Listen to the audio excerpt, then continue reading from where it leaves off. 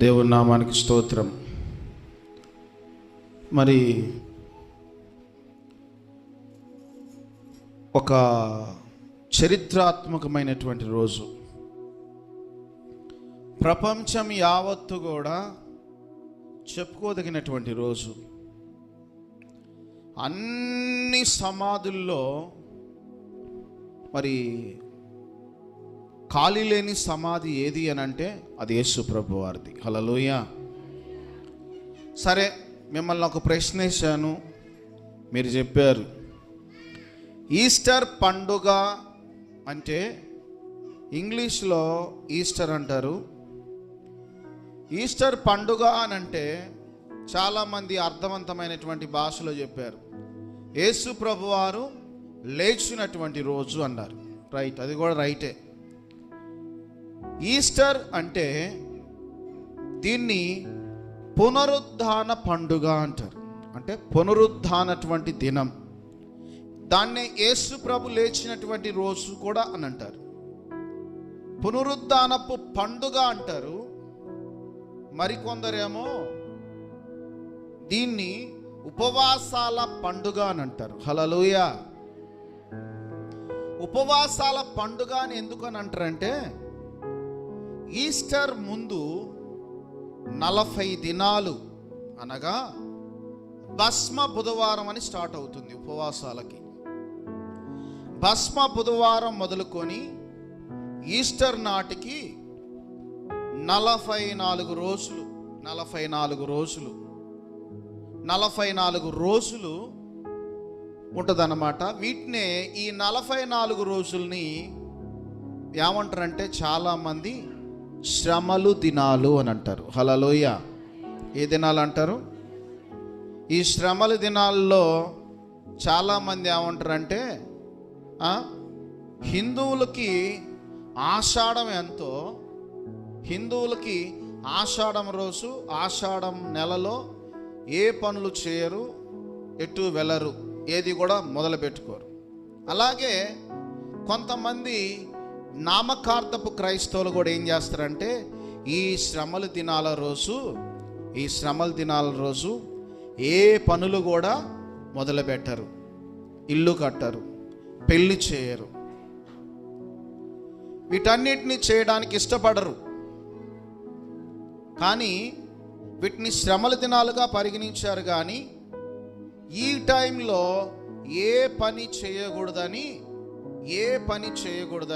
లేదు. మనకు ప్రామాణికం ఏంటంటే బైబిల్లో ఉన్నది చేస్తే నీకు మంచిది.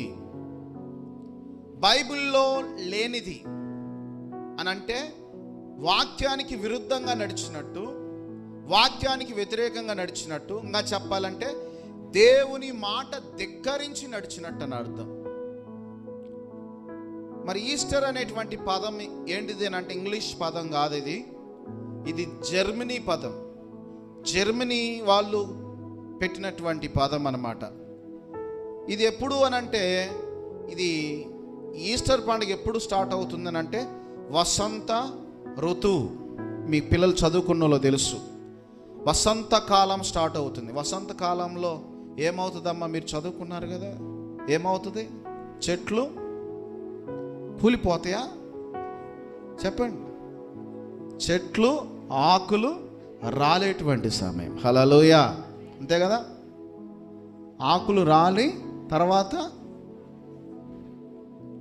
అంటే ఇది ఎండాకాలం, మీకు అచ్చమైన భాషలో చెప్పాలంటే. మరి ఇది ఎక్కువగా ఈ పండగని యూదులు ఎప్పుడు స్టార్ట్ చేస్తారంటే, మనకి జనవరి, ఫిబ్రవరి, మార్చ్, ఏప్రిల్ అట్లా ఉంటుందో, యూదులకి వాళ్ళకి నెలలు సపరేట్ ఉంటుంది. మనకు తెలుగు నెలలు చైత్రము, వైశాఖము, జ్యేష్ఠం అని ఉన్నాయి. ఇంగ్లీష్ నెలలేమో జనవరి, ఫిబ్రవరి, మార్చ్, ఏప్రిల్ లాగా తెలుగు నెలలు ఉన్నాయి. ఇప్పుడు అంటారు కదా మీరు, ఎప్పుడు పెళ్లి చేసుకున్నారా అంటే శ్రావణ మాసంలో అని అంటారు. అవి ఏ నెలలు చెప్పండి? తెలుగు నెలలు అవి. ఆషాఢం, శ్రావణం, కార్తీకం, అంతేనా? హల్లెలూయా. పిల్లలు బాగా తెలుసు తెలుగు నెలలు ఎన్నమ్మా? మర్చిపోయారు వీళ్ళు కూడా. చదవంగా ఉండమది పోతుంది. తెలుగు నెలలు ఎన్ని? 12. అందులో మళ్ళీ డౌటా మీకు? నక్షత్రాలు ఎన్ని? అబ్బా భలే చెప్తుంది. హల్లెలూయ. సాత్విక బాగానే ఉంది. నక్షత్రాలంటే అశ్వని, భరణి, ఇప్పుడు ఈ కార్తీలు అంటారు చూసావా మీరు, అవే. సరే, యూదులు సీసా నెలలో నీసా అంటారు అక్కడ వాళ్ళ నెలల పేర్లు. నీసా నెల అని అంటే మనకేమో వాళ్ళకి నీసా నెల ప్రారంభమైందని అంటే ఇది ఎప్పుడు ఏ నెలలో వస్తుంది అని అంటే ఈస్టర్ పండుగ మార్చి నెలలో కానీ ఏప్రిల్ నెలలో కానీ ఈ 2 నెలల్లో మధ్యలో వస్తుంది. వస్తే మార్చి నెలాఖరు కన్నా వస్తుంది, లేకపోతే ఏప్రిల్ మొదటి వారంలో అన్నా వస్తుంది. హల్లెలూయ. ఇప్పుడు ఈస్టర్ పండుగ ఎప్పుడు వచ్చింది చెప్పండి? ఏప్రిల్ మొదటి వారంలో వచ్చింది, మొదటి ఆదివారం ఇది. కాబట్టి ఇది ఎక్కువగా దీన్ని పస్కా పండుగగా భావిస్తారు. ఇది ఎక్కువగా మరి దీని అర్థం ఏంటంటే దాటిపోవటం, శ్రమల దినాలు దాటిపోవటం. దానికి గుర్తుగా యూదులు ఏం చేస్తారంటే చాలామంది పస్కా పండుగ జరుపుకుంటూ ఉంటారు. హల్లెలూయ. దీన్ని చెప్పాలి అని అంటే ఇశ్రాయేలీయులు ఉన్నారు, ఎన్నో శ్రమలు అనుభవించారు, ఎన్నో బాధలు అనుభవించారు.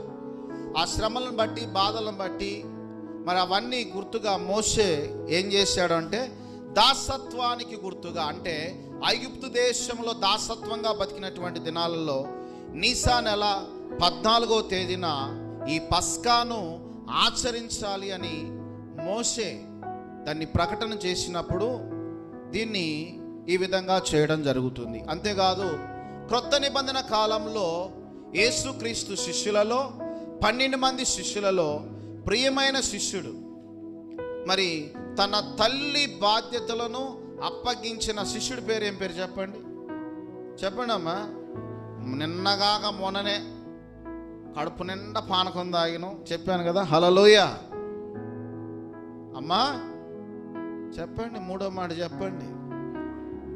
అమ్మా ఇదిగో నీ కుమారుడు, ఇదిగో నీ తల్లి అని ఎవరితో చెప్పారు చెప్పండి? నాతో నీతో చెప్పాడు, అంతే కదా. హల్లెలూయా. యేసు ప్రభువారు యోహాను చూపించి, మరియను చూపించి, అమ్మా ఈ రోజు నుంచి యోహాను నీ కుమారుడు, అయ్యా యోహాను ఈ రోజు నుంచి మరియమ్మ నీ తల్లి అని సంబోధించాడు. మరి యోహాను భక్తుడు ఏమంటాడంటే, ఇదిగో దేవుని గొర్రె పిల్ల, లోక పాపములను మోసుకొని పోవు దేవుని గొర్రె పిల్ల, లోకములో ఉన్న పాపములన్నీ కూడా తానే అనుభవించాడు. యేసు ప్రభు వారిని చూసి యోహాను భక్తుడు అంటాడు, కాబట్టి తమ కష్టాలను దాటి వచ్చిన సూచనగా వారు ఏం చేస్తారంటే పస్కా పండగ రోజు బలి ఇస్తారు. పస్కా పండగ రోజు బలులు ఇస్తారు. గొర్రె పిల్ల కానీ, మేక పిల్ల కానీ, గొడ్లు కానీ, ఇవన్నీ కూడా ఆ రోజు పస్కా రోజు బలులు అర్పిస్తారు. అంటే రక్తాన్ని చిందిస్తారు, శ్రమలను దాటిపోవడం అనని. కానీ యేసు ప్రభు వారిని కూడా ఎప్పుడు బలిగా అర్పించారు అని అంటే ఈ పస్కా పండగ రోజే. హల్లెలూయా. ఈ పస్కా పండగ రోజే, పస్కా బలి రోజునే యేసు ప్రభు వారిని కూడా సిలువేస్తారు. సిలువేసి మరి ఈస్టర్ అనేటువంటిది నూతన జీవితానికి ప్రారంభం. ఈస్టర్ అంటే చనిపోయి యేసు ప్రభు వారు 3వ దినమున తిరిగి లేస్తారు. కాబట్టి నూతన జన్మ, పునర్జీవనము, దీన్ని ఈస్టర్ని పునర్జీవనము అని అంటారు. కాబట్టి ఈస్టర్ పండుగ ఎప్పటి నుంచి స్టార్ట్ చేశారు అని అంటే సుమారుగా 2వ శతాబ్దం నుంచి. హల్లెలూయా. ఎన్నో శతాబ్దం నుంచి? 2వ శతాబ్దం నుంచి అని అంటే నువ్వు నేను పుట్టలేదు ఎప్పుడో, క్రీస్తు శకము 2వ శతాబ్దం. ఇప్పుడు మీరు చదువుకున్నారు, కొంతమంది చదువుకున్న వాళ్ళు ఉన్నారు. ఇప్పుడు ఏ శతాబ్దంలో ఉన్నాం చెప్పండి? హల్లెలూయా. ఇవన్నీ అడగకూడదులే, మిమ్మల్ని వాక్యమే చెప్పుకోవాలి. హల్లెలూయా. సరే, ఏది ఏమైనప్పటికీ కూడా ఇక పండగలోకి వెళ్ళిపోదాం. ఇది ఈస్టర్ పండుగ ఎలా వచ్చింది, ఏ విధంగా వచ్చింది అనే దాన్ని వివరించడం జరిగింది. సరే, బైబిల్లో చదువుకుందాం. యేసు ప్రభు వారు ఒక మాట అంటాడు. యోహాను పత్రిక 11వ అధ్యాయంలో 25వ వచనంలో ఒక మాట అంటాడు. అందుకు యేసు, పునరుద్ధానమును జీవమును నేనే, నా యందు విశ్వాసముంచువాడు చనిపోయినను బ్రతుకును. ఇదిగో నేను పునరుద్ధానము నేనే, పునరుద్ధాన జీవమును నేనే, పునరుద్ధానుడు నేనే అన్న మాట ప్రకారము, యేసు ప్రభు మాట ఇచ్చిన ప్రకారము ముందుగానే చెబుతా ఉన్నాడు. ప్రవక్తల ద్వారా, ప్రవచనం ద్వారా పలికినట్లుగానే యేసు ప్రభు వారు భూమి మీదకి వచ్చాడు. యేసు ప్రభు వారు భూమి మీదకి వచ్చిన తర్వాత అనేక శ్రమలను అనుభవించాడు, అనేక బాధలను అనుభవించాడు.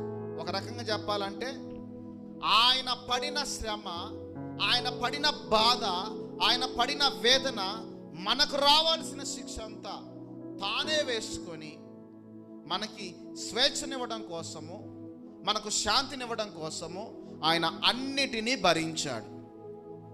భరించడమే కాదు, పరిశుద్ధ రక్తాన్ని భూమి మీద ఒలికించాడు, పరిశుద్ధ రక్తాన్ని భూమి మీద చిందించాడు.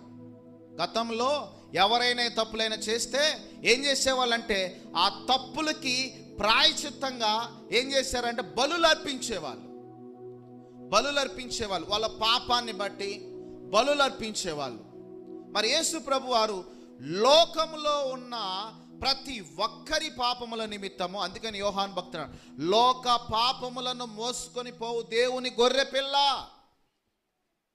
దేవుడే తన్ను తాను రిక్తునిగా చేసుకొని నీ కొరకు, నీ పాపాల కొరకు, నా పాపాల కొరకు ఆయన రక్తాన్ని చిందించాడు. అంతేకాదు, రక్తము చిందించడమే కాదు, ఖచ్చితంగా 3వ దినమున తిరిగి లేచినప్పుడే మనకి ఆ శాపము నుంచి విడుదల. హల్లెలూయా. కాబట్టి ఇక్కడ ఏమంటున్నాడంటే పునరుద్ధాన జీవము నాలోనే ఉంది, పునరుద్ధానము నాలోనే ఉంది, జీవము నాలోనే ఉంది. కాబట్టి మీరు చేయవలసింది ఏంటంటే నా యందు విశ్వాసం ఉంచినవాడు, నా యందు విశ్వాసం ఉంచినవాడు చనిపోయినను బ్రతుకుతాడంట. హల్లెలూయా. బైబిల్లో మీరు అంటారు చాలామంది, చనిపోయిన వాళ్ళు బ్రతుకుతారా, చనిపోయిన వాళ్ళు బ్రతికిన చరిత్ర ఉందా అని అంటారు. ఉంది. ఇప్పుడు ఈ టైంలో కూడా దేవుడు కార్యాలు చేస్తున్నాడు. అపోస్తుల కాలంలో చేసిన అద్భుతాలు, ఆశ్చర్యక్రియలు, సూచక్రియలు, మహత్కార్యములు దేవుడు చేస్తా ఉన్నాడు. మనం ఒక బైబిల్లో ఒక కథను చూసాం. ఏ విధవరాలు చెప్పండి, ఆ విధవరాలు పేరు? చనిపోయిన కుమారుడు పోగొట్టుకుంటుంది కదా, విధవరాలు పేరు ఏం పేరు? చనిపోయిన ఒక విధవరాలకు ఒక కుమారుడు ఉన్నాడు. కుమారుడు చనిపోయాడు, ఒక్కగానొక కుమారుడు చనిపోయాడు. కుమారుడు చనిపోయి ఊరు మొత్తం కూడా ఆమెను ఆదరించలేకపోయారు, ఊరు మొత్తం కూడా ఆమెని కన్నీటిని తుడవలేకపోయారు. ఏం చేశారు? చివరికి ఏం చేశారు? ఏమీ చేయని స్థితిలో పాడనెత్తుకొని ఏడ్చుకుంటూ ఊరంతా గందరగోళమైనటువంటి స్థితిలో ఉన్నప్పుడు ఒక గుంపేమో ఏడుస్తూ బయలుదేరింది, ఒక గుంపేమో యేసు ప్రభుతో పాటు శిష్యులు, వెనక ఉన్న జన సమూహం అంతా కదిలింది. కదిలినప్పుడు యేసు ప్రభు వారు చూశారు, ఆ వేదన చూశారు, ఆ కన్నీని చూశాడు. వెంటనే పాడదించమన్నాడు. ఆ పాడిన ముట్టినప్పుడు కుమారుడు బ్రతికాడు. హల్లెలూయా, హల్లెలూయా. అందుకే యేసు ప్రభు వారు చెప్పేటువంటి మాట ఏంటంటే పునరుద్ధాన జీవమును నేనే, నా యందు చనిపోయినను నా యందు విశ్వాసం ఉంచువాడు. అంటే ఎవరైతే దేవుని మీద నమ్మకం ఉంచుతారో, ఎవరైతే దేవుని మీద ఆధారపడతారో, ఎవరి మీద దేవుని మీద పూర్తిగా నమ్మకాన్ని కలిగి ఉంటారో, చనిపోయినను వాడు బ్రతుకును. లాజరు ఉన్నాడు, ప్రియమైన శిష్యుడు, బాగా ప్రేమించేటువంటి వాడు. మార్తా, మరియా, లాజరు, వీళ్ళు బాగా పరిచర్య చేసేటువంటి వాళ్ళు యేసు ప్రభుకి. చనిపోయాడు లాజరు, చనిపోయి 3 రోజులు సమాధిలో ఉంచబడ్డాడు. సమాధిలో ఉంచబడిన లాజరు, వాసన వస్తున్న లాజరు, యేసు ప్రభువు ఒక మాట పలికాడు సమాధి దగ్గరికి వెళ్ళి, లాజరు బయటికి రా. హల్లెలూయా, హల్లెలూయా. ఆయన మాటలో జీవం ఉంది, ఆయన మాటలో శక్తి ఉంది, ఆయన కలిగిన వారిలో కూడా అదే ఉంది. హల్లెలూయా. పేతురు, యేసుక్రీస్తు 12 మంది శిష్యుల్లో పేతురు పుట్టకతో కాళ్ళు పోగొట్టుకున్నవాడు, పుట్టకతో కుంటివాడు, శృంగారం అనే దేవాలయం దగ్గర అడుక్కుంటూ ఉన్నప్పుడు పేతురు, యోహాన్లు దేవుని మందిరానికి వెళ్తా ఉంటుంటే భిక్షం అడుగుతా ఉన్నాడు, అయ్యా భిక్షమేయ్యా అని. అందరు భిక్షమేస్తా ఉన్నారు. పేతురు, యోహాన్లు ఏం చేస్తా ఉన్నారు? భిక్షమేయడానికి ఏం లేనప్పుడు పేతురు ఒక మాట అన్నాడు, అయ్యా నా దగ్గర వెండి బంగారములు నా దగ్గర లేవు, కానీ నా దగ్గర యేసుక్రీస్తు నామం ఉంది. హల్లెలూయా. నజరేయుడైన యేసుక్రీస్తు నామములో లేచి నడవమనగానే చచ్చుబడ్డ ఆ కాళ్ళు ఏమైపోయినాయి? ఎముకలలో శక్తి వచ్చేసి పరిగెత్తాడంట. హల్లెలూయా. గుర్తుపెట్టుకోవాలి, బైబిల్లో ఒక మాట ఉంది, నేనే మార్గము, నేనే సత్యము, నేనే జీవము. ఆయనే మార్గము, ఆయనే సత్యము. ఆయన మాటలో జీవం ఉంది, ఆయన మాటలో సత్యం ఉంది. కాబట్టి కారణం ఏందనంటే, ఆ లోపం ఎక్కడుందనంటే మన దగ్గరే ఉంది. ఆ లోపం అంతా మన దగ్గరే ఉంది. ఎందుకంటే యేసు ప్రభుని నమ్మం, మనం యేసు ప్రభుని పూర్తిగా విశ్వసించము. అందుకని యేసు ప్రభు వారు ఖచ్చితంగా పలిగేటువంటి మాట, పునరుద్ధాన జీవమును నేనే, నా యందు విశ్వాసం ఉంచువాడు చనిపోయినను బ్రతుకుననుంది. చనిపోయిన వారు కూడా ఆయన నామ పేరట బ్రతుకుదురు అని ఉంది, విశ్వాసము ద్వారా. అందుకని విశ్వాసం లేకుండా దేవునికి ఇష్టడైనట్టు అసాధ్యము. దేవుని మీద నమ్మకం లేకుండా, దేవుని మీద ఇష్టం లేకుండా నువ్వు కార్యాలు జరగాలంటే జరగవు. మరణాన్ని గెలిచిన దేవుడు, మరణం ఓడిపోయింది. ఓ మరణమా నీ ముళ్ళెక్కడా? ఓ మరణమా, చూడండి మరణము కూడా ఓడిపోయింది. ఈరోజు చనిపోయిన వ్యక్తి మరలా లేవటం అనేది చరిత్రలో లేదు. అన్ని సమాధులు మూతబడ్డాయి, కానీ ఖాళీ సమాధి ఎవరయ్యా అంటే అది యేసు ప్రభు వారు మాత్రమే. హల్లెలూయా, హల్లెలూయా. చదువుకుందాం. లూకాసు సువార్త 24వ అధ్యాయం తీయండి. లూకాసు సువార్త 24వ అధ్యాయము 6 నుంచి 8 వచనాలు చదువుకుందాం. లూకాసు సువార్త 24వ అధ్యాయము. చెప్పండి. ఆయన ఇక్కడ లేడు, ఆయన లేచి ఉన్నాడు. మనిషి కుమారుడు పాపిష్టులైన మనుషుల చేతికి అప్పగింపబడి సిలువేయబడి 3వ దినమున లేపవలసి ఉన్నదని ఆయన మీతో చెప్పిన మాట జ్ఞాపకము చేసుకున్నాడని వారితో అనిరి. హల్లెలూయా.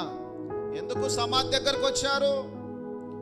ఆదివారమున తెల్లవారుచుండగానుంది ఇక్కడ బైబిల్లో ఫస్ట్ వచనంలో. ఆ స్త్రీలు యేసు ప్రభు వారు సమాధి దగ్గర కంట వాళ్ళు ఏం చేశారు? సుగంధ ద్రవ్యములు తీసుకొని వచ్చారంట.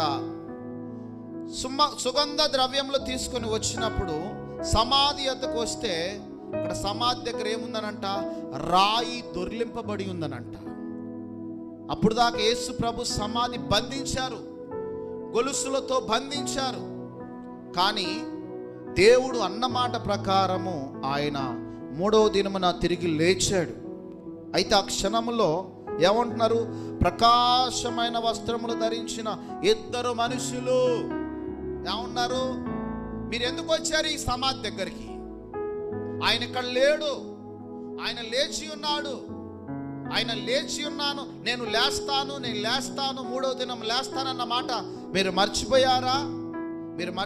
ఒకసారి జ్ఞాపకం తెచ్చుకోండి అని అంటున్నాడు. హల్లెలూయా. హల్లెలూయా. కాబట్టి యేసు ప్రభువారు ఎంతగా తగ్గించుకున్నాడు అనంటే, నా పాపాల కోసము ఎంతగా తగ్గించుకున్నాడు అంటే, యోహాను భక్తుడు అంటాడు, యోహాను సువార్త 1వ అధ్యాయం 29వ వచనంలో, మరునాడు యోహాను, చూడండి, యోహాను సువార్త 1వ అధ్యాయం 29వ వచనంలో, మరునాడు యోహాను యేసు తన యొద్దకు రాగా చూచి, ఇదిగో లోక పాపమును మోసుకొని పోవు దేవుని గొర్రె పిల్ల. లోకములో ఉన్న మనుషులు, ఏ జాతికి చెందినటువంటి వాడైనా, ఏ కులానికి చెందినటువంటి వాడైనా, ఏ వర్గానికి చెందినటువంటి వాడైనా, లోక పాపములు, లోకములో ఉన్న మనుషులందరి పాపముల నిమిత్తమై ఆయన ఏం చేశాడు? ప్రతిదీ కూడా ఆ రావాల్సిన శ్రమనంతా కూడా ఓర్చుకున్నాడు. మనకు రావాల్సిన పాపాన్ని ఆయన తొలగించాడు, మనకు రావాల్సిన శాపాన్ని తొలగించుకున్నాడు, ఆ దరిద్రాన్ని అనుభవించాడు, ఆ నరకాన్ని అనుభవించాడు. యేసు ప్రభు వారు చేసిన త్యాగము లోకంలో ఉన్న వాళ్ళకు అర్థం కావట్లేదు. చాలా మంది ఏమంటారంటే, యేసు ప్రభు వారు ఆ రకంగా శ్రమ పడటానికి కారణం ఏంటి, ఆ రకంగా ఇబ్బంది పడటానికి కారణం ఏంటంటే అదొక అవతారం అని అంటారు. కాదు, అవతారం కాదు. ఈరోజు ఆయన ఆ రకమైనటువంటి భయంకరమైనటువంటి మరణానికి అప్పగించబడి అన్నిటినీ ఓర్చుకొని అన్నిటినీ తగ్గించుకున్నాడు అంటే, నీకు నాకు స్వేచ్ఛనివ్వడం కోసం, నీకు నాకు శాంతినివ్వడం కోసం, నీకు నాకు విశ్రాంతినివ్వడం కోసం. హల్లెలూయా. పట్టుకున్నాం. బైబిల్లో ఉంది, ప్రయాసపడి భారం మోయిచున్న సమస్త జనులారా నా యొద్దకు రండి, నేను నీకు విశ్రాంతిని కలగజేస్తాను. హల్లెలూయా. ఇప్పుడు దేవుడు పలికేటువంటి మాట ఏంటంటే, ఇంకా 2000 సంవత్సరాల క్రితము నేను మీకోసము మీకు రావాల్సిన శిక్ష అంతా నేనే వేసుకున్నాను. ఇంకా మీకు ఎందుకు ఆ దారిద్ర్యాన్ని అనుభవిస్తారు? ఎందుకు ఆ రోగాల్లో ఉంటారు? ఎందుకు ఆ బాధల్లో ఉంటారు? ఎందుకు ఆ శ్రమల్లో ఉంటారు?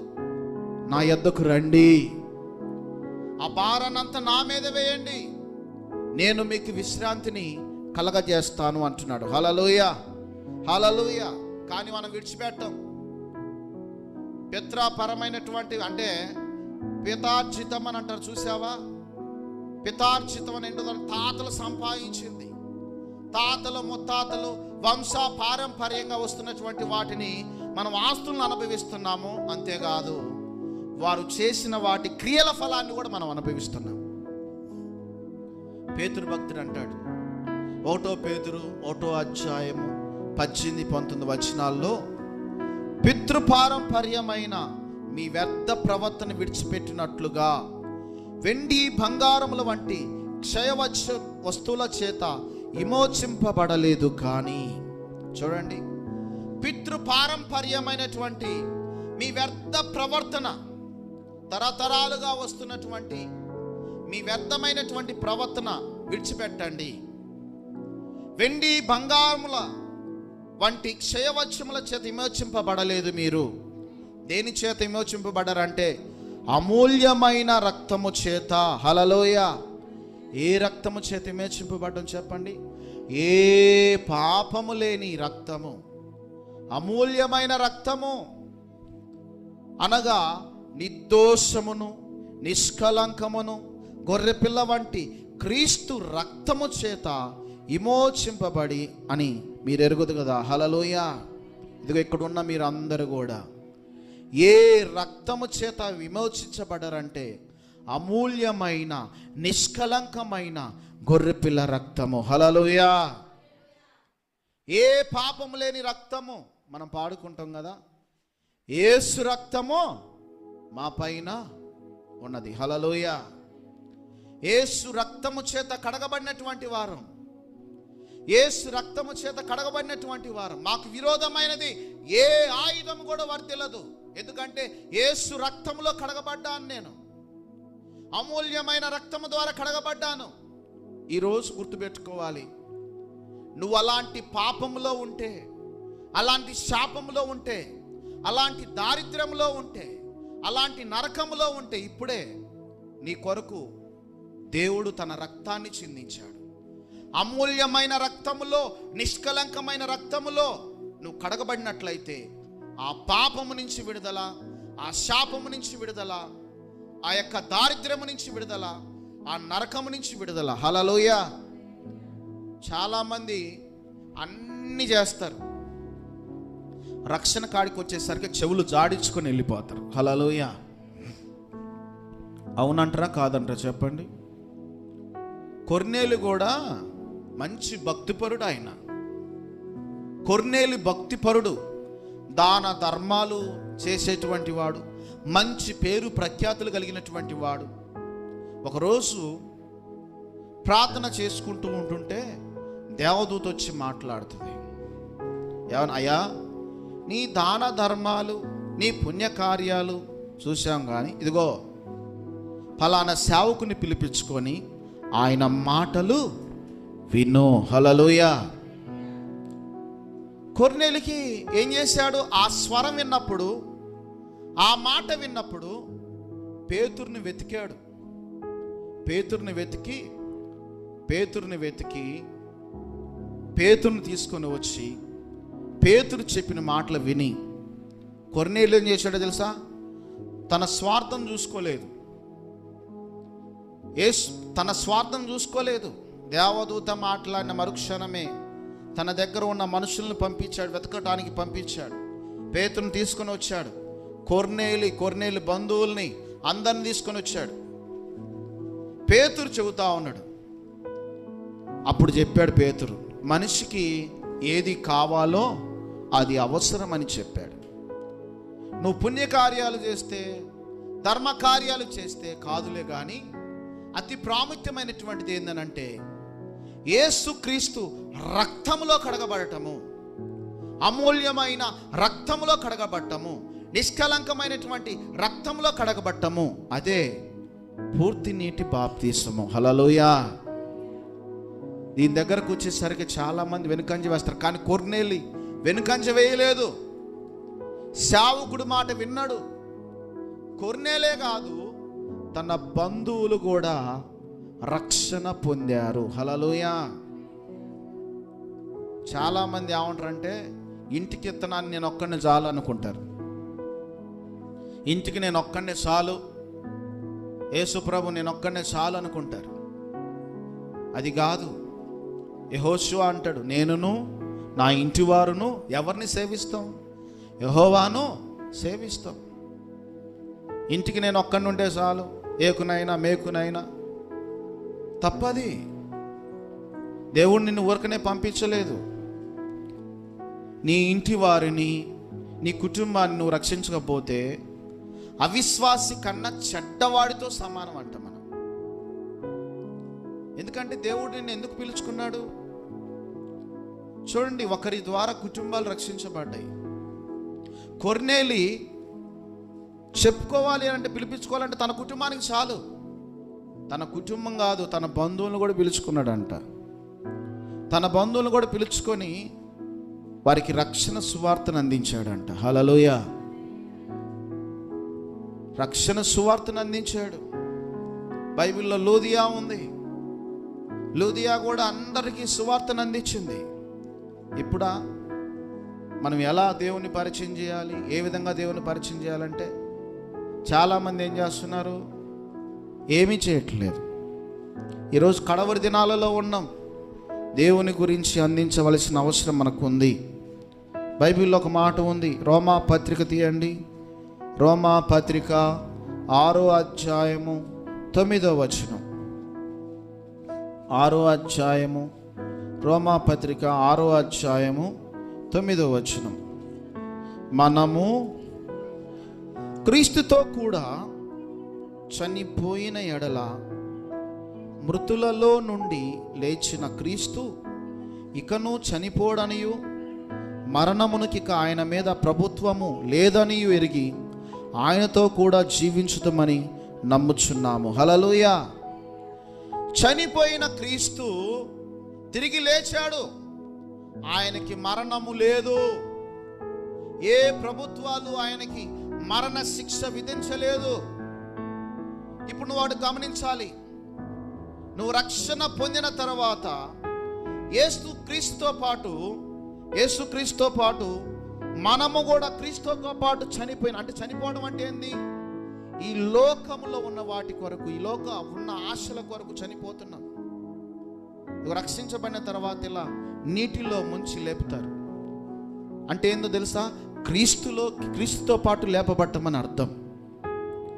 ఈరోజు గుర్తుపెట్టుకోవాలి, ఆయనకి ఏ మరణము విధించలేదు, ఏ ప్రభుత్వం ఏమీ చేయలేదు. పేతురు అంటాడు, పేతురు పునరుద్ధానం గురించి చెప్తాడు. అపోస్తల కార్యాలు 4వ అధ్యాయం 20వ వచనంలో, మేము కన్న వాటిని విన్న వాటిని చెప్పకుండా ఉండలేమని వారికి ఉత్తరం ఇచ్చిరి. హల్లెలూయా. అపోస్తల కాలంలో యేసుక్రీస్తు పునరుద్ధానుడై లేచిన తర్వాత ధైర్యంగా 12 మంది శిష్యులు చెప్పడం మొదలుపెట్టారు. ఇదిగో యేసు ప్రభు చెప్పినట్లే తను చనిపోయిన తర్వాత 3వ దినమున తిరిగి లేస్తానన్న చెప్పినట్టు మాట అది నిజముగా నెరవేరింది, మేమే సాక్షులం అంటారు. అయితే కొంతమంది ఏం చేశారో తెలుసా? మీరు ఇలాంటివి చెప్పకూడదురా, ఇలాంటి మీరు చెప్తే చనిపోయినోడు తిరిగి లేవటం ఏంది? అసలు పునరుద్ధానం లేదు. అసలు మీకు ఎవడు చెప్పాడు? వీటిని నమ్మరంట, సద్దుకయ్యులు నమ్మరంట. పునరుద్ధానం, చనిపోయిన వారు తిరిగి లేచారు అంటే నమ్మరంట సద్దుకయ్యులు పునరుద్ధానము లేదని నమ్మరు. దేవదయతో ఆత్మైను లేదైనా చెప్పుదురు కానీ పరిసయ్యులు రెండూ కలవని ఒప్పుకుందరు. హల్లెలూయా. సద్దుకయ్యులేమో దేవదూతలు లేరు, పునరుద్ధానం లేదని వ్యతిరేకిస్తారంట. పరిసయ్యులేమో రెండూ ఉన్నాయని నమ్ముతారంట. హల్లెలూయా, హల్లెలూయా. ఇలాంటి వారికి బోధ చేస్తూ ఉన్నారు, సాక్ష్యం చెబుతా ఉన్నారు పేతురు, యోహాన్లు. అయ్యా, మేము ఆయనతోనే ఉన్నామయ్యా, ఆయనతోనే జీవించామయ్యా. మరి ఆయన చనిపోయాడు, తిరిగి లేచాడు, ఖాళీ సమాధిని చూసాం. మేము చెప్పకుండా ఉండలేమని వాళ్ళని బంధించినా కానీ వాళ్ళు ఒకటే మాట, మేము చెప్పకుండా ఉండలేము. హల్లెలూయా, హల్లెలూయా. కాబట్టి బైబిల్ లేఖనాల్లో మనకు చెప్పబడినటువంటి మాట, అందుకే యేసు ప్రభు అంటారు, పునరుద్ధానమును జీవమును నేనే, నా యందు విశ్వాసముంచువాడు చనిపోయినను బ్రతుకును. హల్లెలూయా. యేసుక్రీస్తు వారు చనిపోయాడు, అన్నిటినీ భరించాడు. నువ్వు వాటి గురించి ఆలోచించాల్సిన అవసరం లేదు. ప్రభువా, నాలో ఉన్న భారాన్ని తీసివేయి ప్రభువా. రోగముల చేత బాధపడుతున్నటువంటి వారికి, శ్రమల చేత బాధపడుతున్నటువంటి వారికి, సమస్యల చేత బాధపడుతున్నటువంటి వారికి నీ రోగాన్ని ఆయన భరించాడు, నీ సమస్యలను ఆయన భరించాడు. నువ్వు ఆయన దగ్గరికి వచ్చి ఆయన సొంత రక్షకునిగా అంగీకరించి ఆయన నమ్మితే, ఆయన విశ్వసిస్తే తప్పకుండా నీ సమస్యలను తొలగించేటువంటి వాడు. హల్లెలూయా. ఆయన పొందిన దెబ్బల చేత, గాయాల చేత నీకు స్వస్థత కలుగుతూ ఉన్నది, ఈరోజు విడుదల కలుగుతూ ఉన్నది. ఆయన పొందిన రక్తము చేత, గాయాల చేత నీకు విడుదల. ఈరోజు నువ్వు నమ్మినట్లయితే ఎటువంటి పరిస్థితుల నుంచైనా కానీ దేవుడు విడిపించేటువంటి దేవుడు. హల్లెలూయా.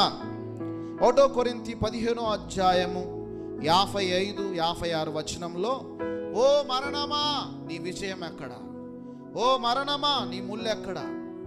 మరణపు ముళ్ళు పాపముకున్న బలము ధర్మశాస్త్రమే అయినను మన ప్రభు అయిన యేసుక్రీస్తు మూలముగా మనకు జయము అనుగ్రహించుచున్న దేవునికి స్తోత్రము కలుగునుగాక. హల్లెలూయా. ఏమన్నాడు? మరణం అనే ముళ్ళుని దేవుడు జయించాడు, పాపముకున్న బలాన్ని దేవుడు తీసివేశాడు. పునరుద్ధాన జీవము, రెసరెక్షన్స్ డే అంటారు ఈరోజు, పునరుద్ధాన దినం అని అంటారు. అన్నిటిని జయించినటువంటి రోజు, సాతాను కూడా ఓడినటువంటి రోజు, మరణము కూడా ఓడినటువంటి రోజు. మరణమకి పాతాళం యొక్క తాళపు చేతులు దేవుని ఆధీనంలో ఉన్నటువంటి రోజు. ఒక విషయం చెప్పాలి అని అంటే, యేసు ప్రభు వారికి ఇచ్చినటువంటి స్థానము చాలామంది ఏమంటారంటే, యేసు ప్రభు వారు చనిపోయిన తర్వాత మొట్టమొదట ఎవరికి కనబడ్డారు చెప్పండి, మీరే చెప్పండి అమ్మా. ఎవరికి కనబడ్డారు చెప్పండి, ఒకళ్ళు తెలిసిన వాళ్ళు చెప్పండి. ప్రతి ఆట వింటున్నారు కదా. 7 దయ్యాలు పట్టినటువంటి మగ్దలేని మరియమ్మకి. హల్లెలూయా, హల్లెలూయా. ఇది ఒకసారి చదువుకొని ముగించుకుందాం. మార్కు సువార్త 16వ అధ్యాయము 9వ వచనం. మార్కు సువార్త 16వ అధ్యాయము 9వ వచనం. ఆదివారము తెల్లవారినప్పుడు యేసు లేచి తాను 7 దయ్యములు వెళ్ళగొట్టిన మగ్దలేని మరియకి మొదట కనబడెను. హల్లెలూయా. తల్లి అడిగిపోయింది. మరి ఇప్పుడు తల్లి కనబడచ్చు కదా. ఈరోజు మనమే సృష్టించుకుంటున్నాం, మనుషులను దేవులుగా పూజిస్తున్నాం, లేనిపోని శిక్షలన్నీ భరించుకుంటా ఉన్నాం. ఈరోజు గుర్తుపెట్టుకోవాలి, ఆమె చక్కగా తల్లి ధర్మాన్ని తల్లిగా పాటించి ఆమె పక్కనుంది. కానీ మనమేం చేస్తున్నాం? తల్లిని దేవతగా పూజించి కొబ్బరికాయలు కూడా ఇవన్నీ కొట్టమని చెప్పాడు బైబిల్లో. హల్లెలూయా. లేనిపోని అన్ని శ్రమలు తెచ్చుకుంటా ఉన్నారు.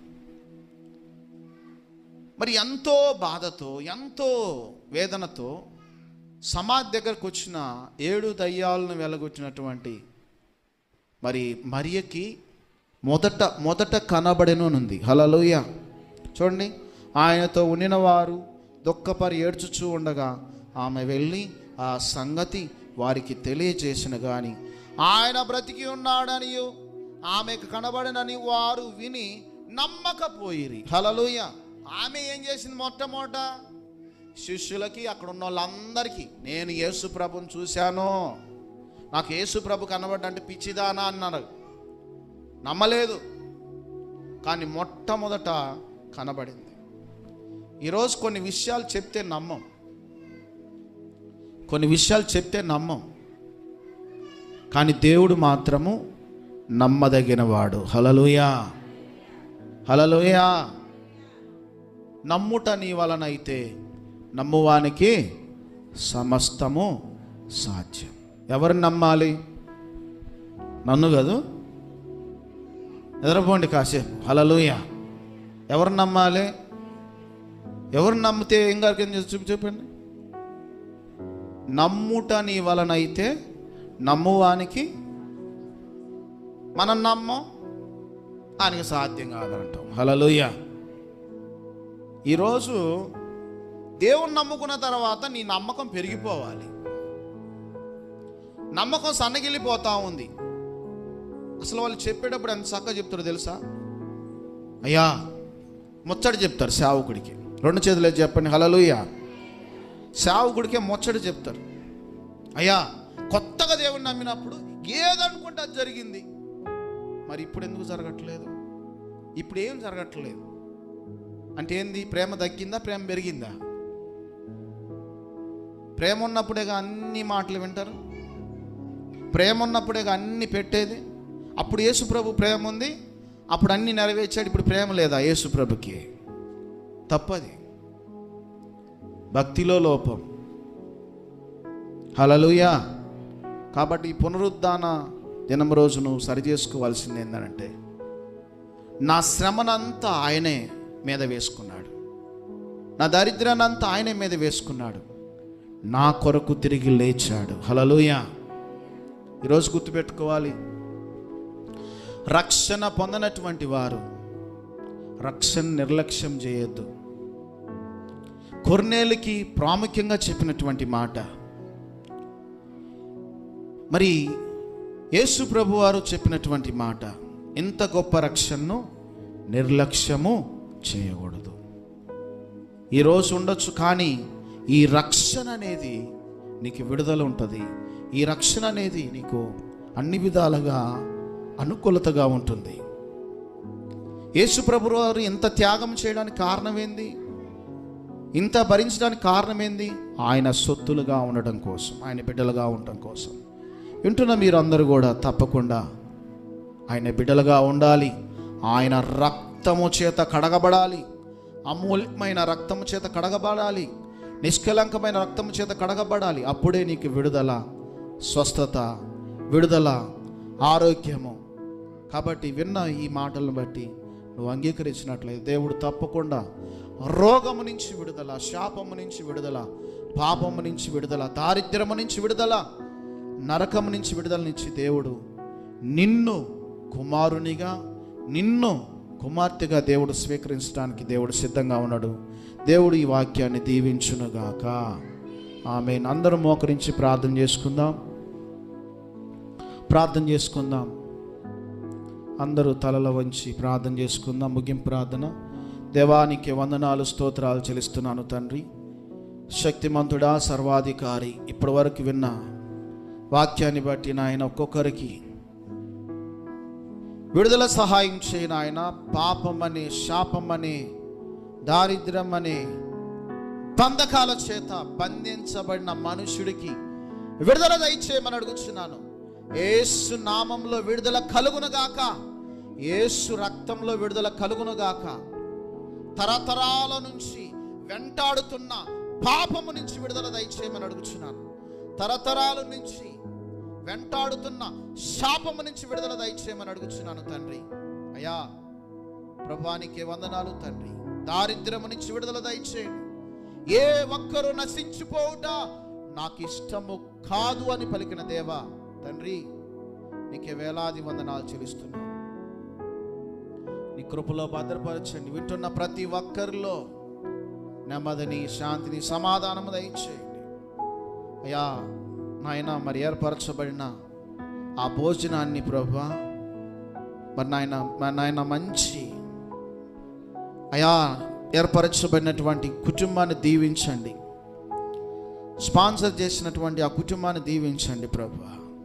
ఆశీర్వదించమని అడుగుచున్నాను. అయా నీ కొరకు ఎంతైతే ఇచ్చినారో రెట్టింపు ప్రతిఫలం ఆ బిడ్డలు అనుభవించాలని ప్రార్థన చేయించున్నాను.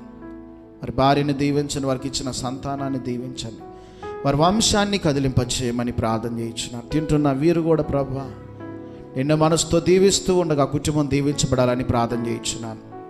అయ్యా ప్రేమతో చేయబడినటువంటి ఆ భోజనాన్ని తింటున్న ప్రతి ఒక్కరికి మంచి ఆరోగ్యం దయచేయండి, కృప చూపించమని సహాయం చేయమని యేసు నామములో అడిగి ప్రార్థన చేయించున్నాను తండ్రి. ఆమేన్. యేసు రక్తమే జయం, శిలువ రక్తమే జయం. యేసు నామానికి సంపూర్ణ విజయం కలుగునుగాక. ఆమేన్. ఆఖరి ఆశీర్వాదం తీసుకుందాం.